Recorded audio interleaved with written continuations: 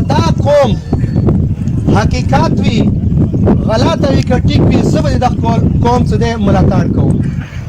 او خبرې چې کومې څه شوي دي ډېرې ښې خبرې وشوې اوس اخري په کور دی موږ تاسو دا وکړو څه دښتې یوه ګانډه وچو ګانډې چول دا دی چې دغه نه کمیټي پرېږدو په دغه ټولو خلکو خو نه کېږي که نه چې زه لګیا یم بېله خبرې کوم بل لګیا دی بېله خبرې کوي بل لګیا دی بېله خبرې کوي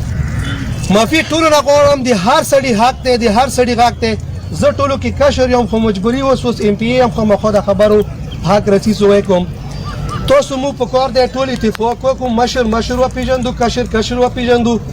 یوه خبره به زه دا وکړم د سیاسي په لحاظ سره لکه د نن څه روان دي مو مولانا صاحب نه به خلک ویل دا لیونی دی نن د لیونتوب پاته ولګوي چې مولانا صاحب لیونی دی ټول هغه خلک جوړي که نه جوړي د لوګي اجي دا خبره وکړله ویلو چې جمعیت جنډا بالکل جمعیت په دغه شي کې اتفاق نه دی کړی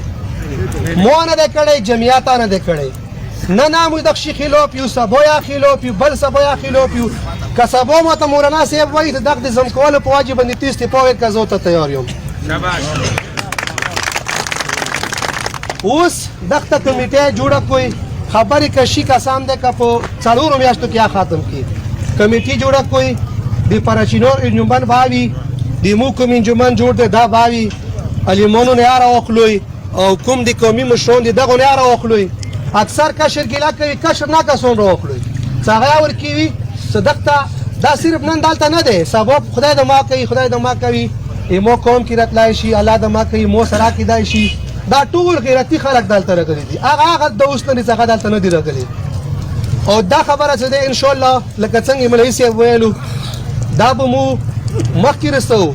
دا به زه خپل کوم امپیګان دي هغوی سره زه هلته کوم د قبایلو چې کوم مرچ ایریا والا دي دا یې مو ټولو غیرات دی دا به مو ټول چې کوم څومره قبایل دي ټولو سره به کوو انشاءالله چې دغه یوه خبره روانه شوله د غیرات په نامې د کوم قاتل د شوی دی دغه شی ضروري دی دې کې نورې خبرې سروې شوه چې شو په کور هغه مو اوس فلحال سیټ ته کړو هغه د ګاټې خبرې دي دا شاید مو د غیرت خبره دی